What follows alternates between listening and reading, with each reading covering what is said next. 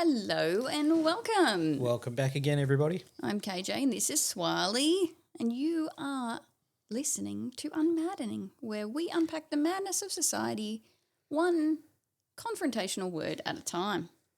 Just the one word? Is that all we're going to use today? Just one word? Oh, look, yeah, I'll just call it quits. I've already used more than one. All right. Well, thanks for listening. God bless and peace out. No. No, the word of the day is popular. Popular, which means, in its first definition, liked or admired by many people or by a particular person or group. Example, she was one of the most popular girls in school. Were you? No, I said she. Oh, okay. Similar being well-liked, right? Mm-hmm. The second definition, which is pertaining to, of cultural activities or products, popular, intended for or suited to the taste, understanding or means of the general public rather than specialists or intellectuals. Example here being editorials accusing the government of wanting to gag the popular press. We'll come back to the popular press in a minute. We also have Liars. of a belief or attitude held by the majority of the general public, many adult cats. This is the example. Sorry, I should have said that before I started talking about adult cats. Mm-hmm. Example of that definition being many adult cats, contrary to popular opinion, dislike milk. That's not really the factoid there. They'll drink it anyway because they think it tastes delicious, but they're mostly lactose intolerant. Just side note, it's not good. It's quite funny. It's not good for them. Don't give your cats milk. You can give them cat milk, but again, no. I digress. Okay. Popular, third definition, popular of political activity carried on by the people as a whole rather than restricted to politicians or political parties. Example, a popular revolt against colonial rule. All right, so we'll come back to the political definition here. What can you say that's popular? Yes. We're going to talk about popularity polls in a few minutes, but first we'll do what we always do here at UnMaddening, and we'll just touch on the Urban Dictionary definitions of popular. So we've got the first one here, popular, a group of teenagers in high school that for some reason are mysteriously known as the most important kids in the school, usually without the rest of the student body's knowledge as to how and when this even happened. Was there some kind of secret meeting that everyone held? Was there a note passed around the entire school? No one's sure. Sounds about right. And the second Urban Dictionary definition for popular, a word whose roots are shared with population, populace, which all refer to people. Mm-hmm. Popular directly means to be with or of the people, to be liked by many people. This meaning seems to have been twisted by the media, surely not, and cultural overtones, and is now used commonly as a sort of derogatory adjective. I would never use popular as a derogatory adjective. This usage seems to be linked to our own self-consciousness, of our question of our own, finger quote, popularity. Do people like me? The idea that we are not liked, which from one time or another is thought by all people, puts a negative connotation over this word. Right. I find that very interesting. I mean, popularity and popular clothing or anything like that sort of went hand in hand. You were sort of told that this was popular, wear this, do that, and you had groups. I don't know if you remember that from when you were younger. And I did have a different definition that I'd removed because I was just getting so much content on the the political popular polling that I was like, I had to remove it. But the definition did further go on to talking about like a popular group of the people that are wearing this type of thing and they all fit in with each other and in with the in crowd. Yeah, with a in crowd, not necessarily the in crowd, but with a crowd. A crowd of Which something. is pretty much what goes on today. I mean, someone's got to always, you have to belong to something, and the popularity changes to, I suppose, different things. Let's just call it what it is now. Different. That's a good word. Yeah. Okay, so current news around the word popular. We'll start easy. Popular culture trends.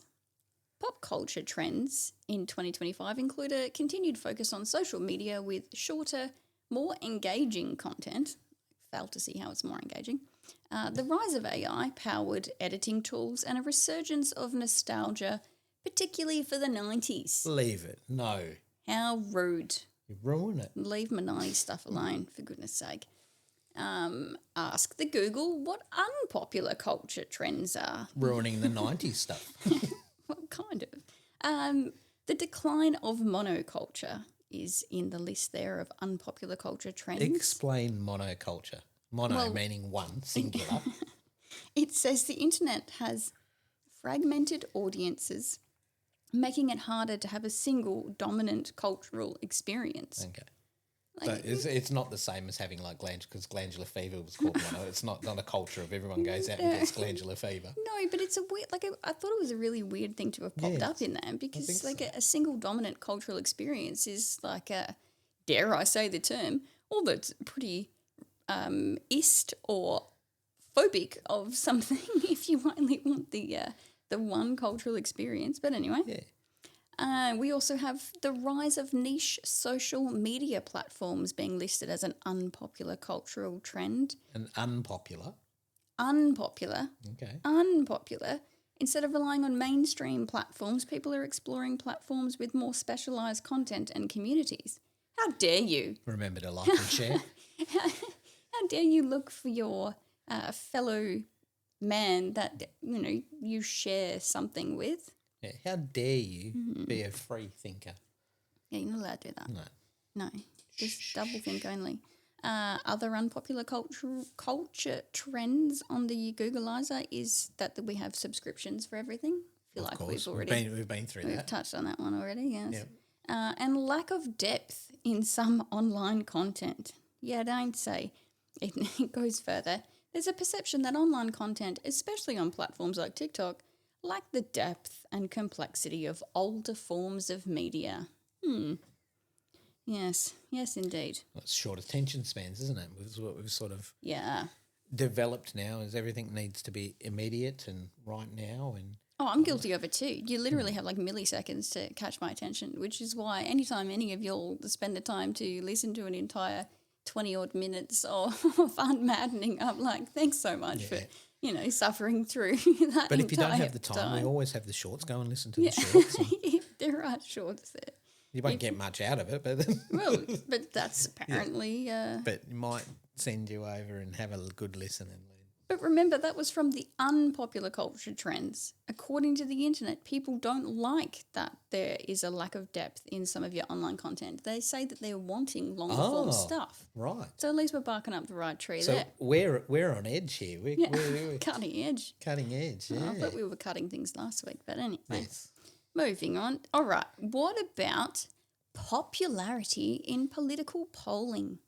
Okay. Right. Let's just remember the definition is popularity, which is the state or condition of being liked, admired, or supported by many people. Example sentence, he was at the height of his popularity. Similar word to this particular definition of popularity is the word vogue, which I was just like, ew. Oh, strike a pose. Yeah, no thanks. Get that out of my life.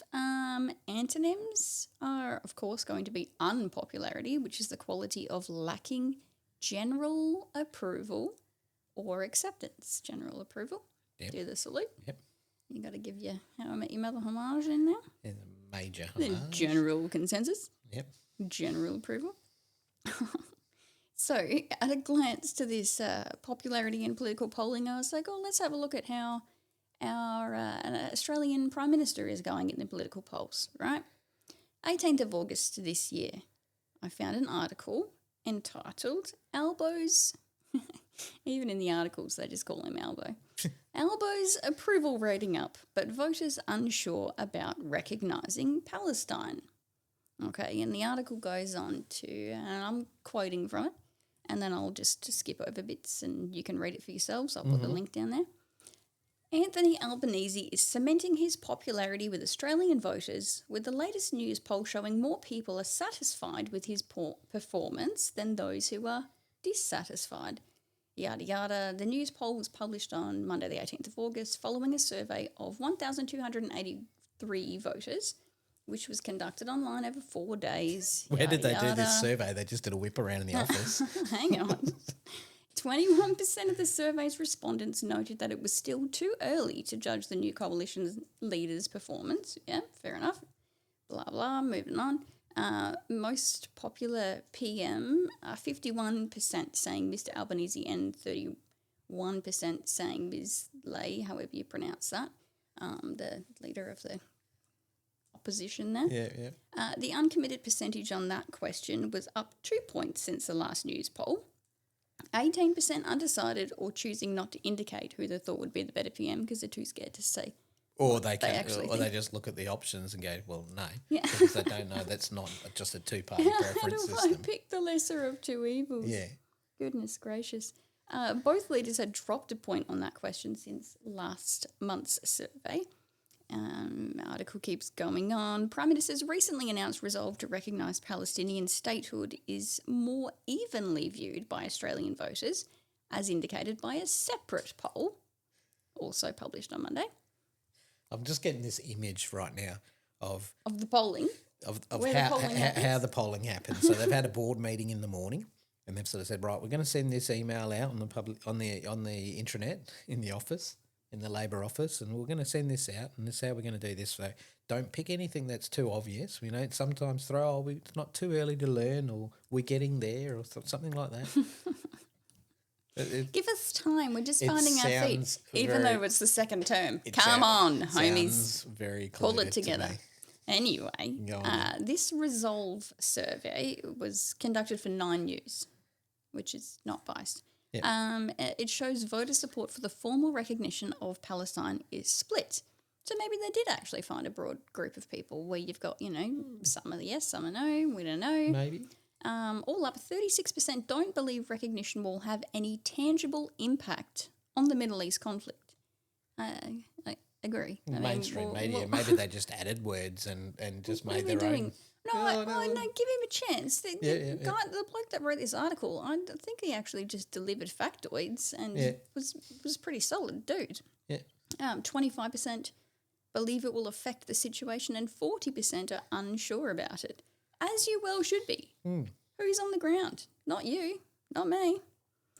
32% agreed Australia should wait until Hamas is replaced in Gaza and or Palestine considers recognising Israel's right to exist before recognition and statehood are made formal.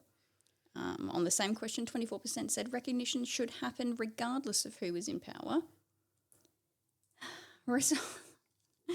Sorry, I'm getting cross. I'm mad. Resolve's pollster Jim Reid told Nine his survey's feedback was that recognition was largely symbolic, quote, which is not to devalue the power of symbols.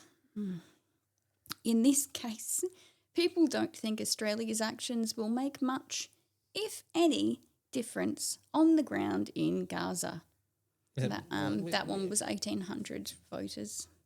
That won't make any difference. I don't think I'd agree with that us saying that we do or don't is not going to make any difference on what's happening. Look, it's a nice little virtue signal, I suppose. But that's all it is. But yes, that's literally what it is. And you don't know what you are even virtue signalling. Do you know what is going on? Yeah, that's 40% of people don't know what's going on, but it'll just jump on the Me Too movement. Yes. Anyway, I found that article to actually be reasonably well-rounded and it was delivering stats and quotes from these people. You can make statistics say anything you want them to, though. Of course. But, yes. By all means, check the article out for yourself. But the way that it was written was much better than these other ones I'm about to tell you about. Oh, no. So since it seems that our Aussies are split on their feelings about Albo's latest, I then searched this phrase, response to Albanese saying Palestine is a state, and these are the top 3 articles that came up, right? You got first, ABC, Title of the article, Israel revokes visas of Australian representatives to the Palestinian Authority. Yeah, I did say that in the news headlines. No bias. No, Israel revokes. Yeah. Calm your farm. Anyway, number 2, BBC. This article is titled Netanyahu accuses Australian PM Albanese of, finger quotes here, are actually using the title of the article, of betraying Israel. No bias. Not at all. Third article in news search results was a Guardian article, and this one's titled Labor Friends of Palestine applaud Albanese's move to recognise statehood. Righto. So your mainstream for the win. Right? Just called them what they were as well, my Labor friends. It is like it's a redonk thing to say now after all we've experienced recently. But where is the reporting of facts without the sensationalised, politically biased headlines? Yeah, that's right. And you look at it 6 months ago maybe more than 6 months ago when the attacks on Israel. Well, was that January? It was October the 7th, 2023, mate. 2023. This is how long we're pushing up to 2 years on this. I'm thinking 6 months ago. 6 months ago. No, it's because you're living on hopes and dreams. 6 months, 2 years ago. Yeah. Gosh. And there was all the rage with the mainstream media going the other way. They flip and change absolutely paid to say whatever. Yeah, that's right. Whatever the current agenda is. Leading people want you to say, which is right. There's nothing legitimate about that at all. Whatever your Labor friends want you to say. And I actually don't care what side of the fence any individual person is on. I'll have my own opinion and you'll have yours. And that's generally right. we align, which is, how we're able to function in any kind of relationship. Sometimes you're proper wrong, but that's right. I'll just let you know. I don't care which side of the fence you're on. However, wouldn't you like the headlines that you're reading to be factual and not emotionally driven? And that's why you have to be free thinking and go and check these things, because you're never going to get that from mainstream media. Well, the next thing that I checked on those articles, because I had Bueller in the back of my mind, thanks for that, Bueller, was, are these articles all written by pinkies, right? Yep. So I looked. ABC article, it was a bloke. BBC News was a London reporter and an Australian reporter, both females. Yep. And then the Guardian one was 2 fellas. So actually we had 5 in total for those 3 articles. 40% of them were chicks. So we can't play the blame game of, it's just these pinkies, these ladies that have got to be in their bonnet and they're getting out there in the world. Yep. It's actually not the case. There were fellas in there too. So I thought you were going to jump on board and make a little sarcastic remark about it, how it's 40-60, so that's not an even gender balance. No, that wasn't it at all. It's more to the point of, where are the strong male leaders? But anyway, that's not a thing anymore. I didn't read any of these articles, which I will have the links for all of you to go and abuse yourselves if you would like. I just wanted to grab those ridiculous, sensationalised headlines and talk about just how emotional they are unnecessarily. Okay, give us facts. That's what I would like. Anyway, whatever your feelings are, again, the one-sided representation, is that really what you want in your popular local news and national news? One-sided stuff. Majority of us do not have any clue what's going on. We don't. We don't actually understand what is happening on the political level, behind closed doors, but we keep being screamed at in anything that you open. There's another article, there's another video, there's another this, there's another movement, there's a whatever, screamed at to take a side. And there is a very clear side that you, quote, should be taking if you're reading this news in your popular media. They forget that 5 minutes ago we had another certain issue shoved down our throats and we were told we were conspiracy theorists if we disagreed with the popular media then. Yeah, and then it became a little bit of a rage about how that was. Maybe, those people might have been right. Yes. So look at all the facts unfolding on that one. And that's just like one example, but for goodness sake. But that went away real quick. That was gone within the week. And with that one, it wasn't popular. Yeah, that's right. Because it feels like the general consensus from either fear or that good old-fashioned pluralistic ignorance where people are too terrified to say to their loved ones what they actually feel about this or to look for other sources beyond that popular media and figure it out for themselves. The need to stay popular, even if it's with your own family and peers. It's not a nice thing to be ostracised. And the fear of that could be enough for you to, bend on what you actually believe or even just an inkling in the back of your mind of, I'm not sure that I really like being told that this is the answer.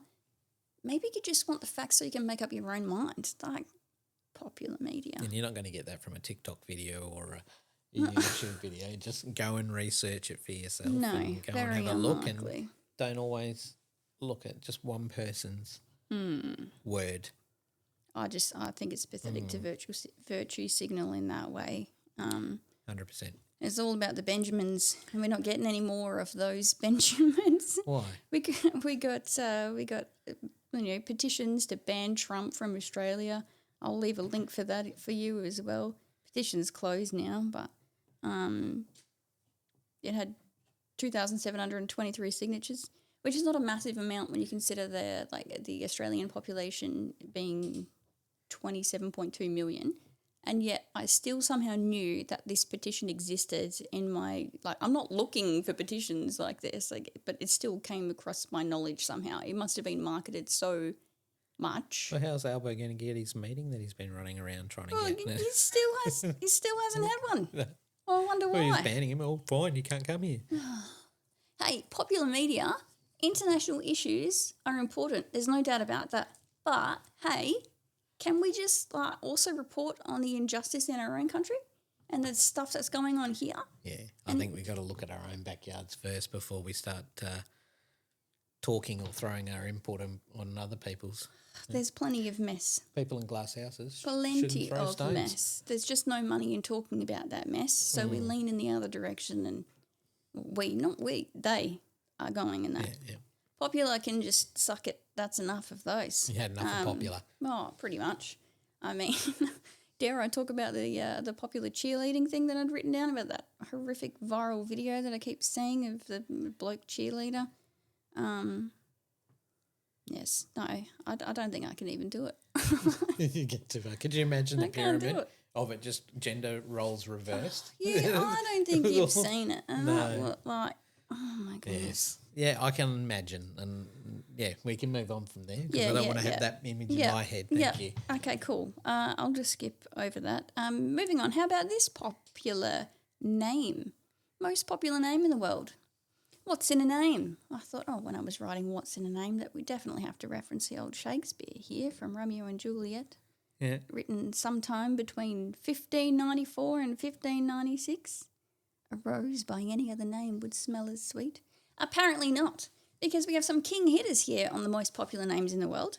Was it like your normal ones, John and... Nah, it's Maria or some form of that name. Yep. 17 countries, it's the most popular name for young girls. And Muhammad, of course, is the most popular boy's name in 10 nations. 10 nations? Yeah. So I asked the internet, how long has that been the most popular name?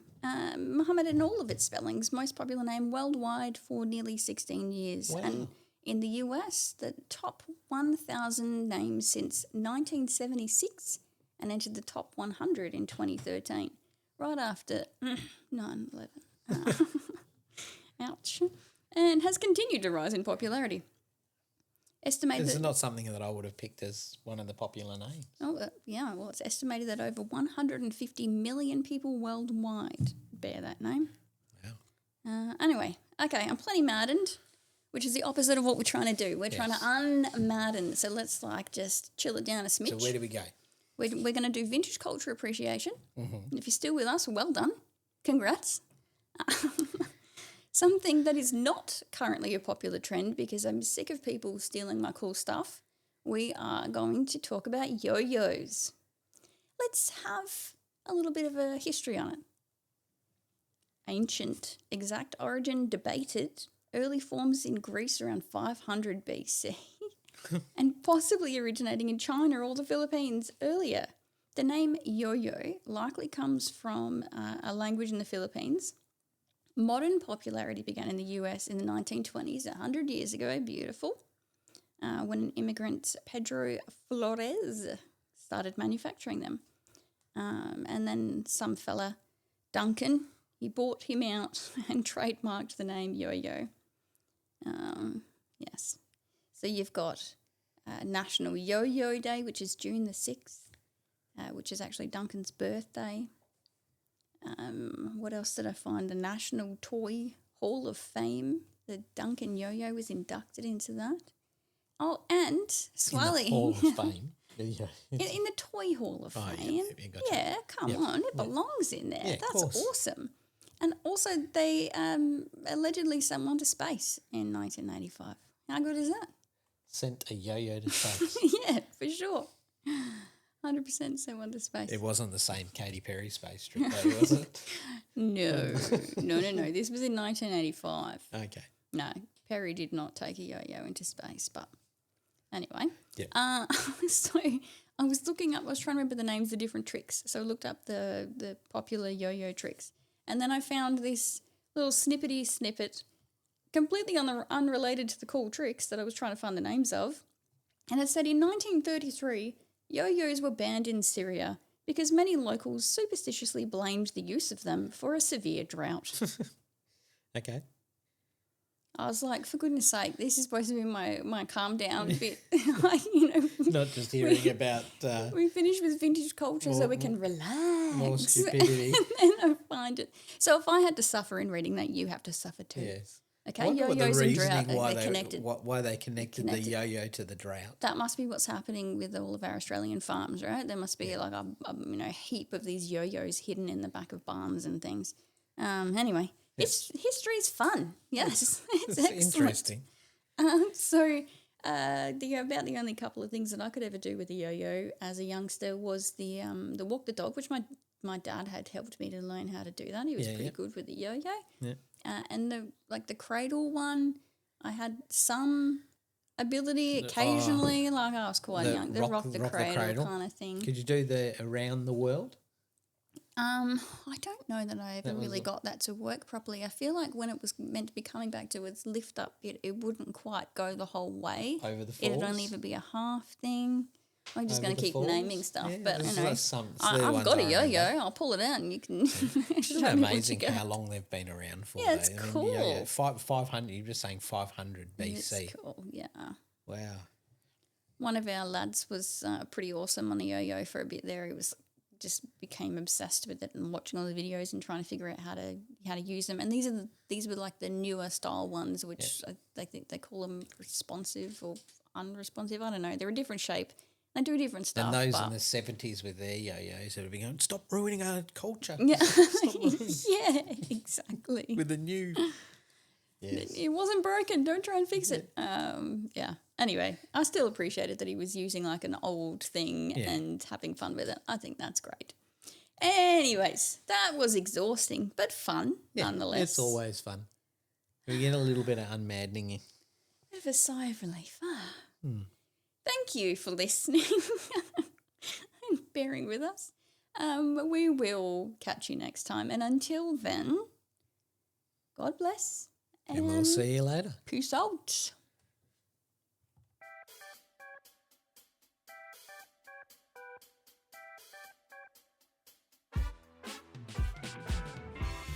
This popular content is for informational purposes only and should not be considered as professional advice. We are not journalists, yo-yo masters, pastors or politicians. You are not more likely to suck less or try harder having listened to these shenanigans.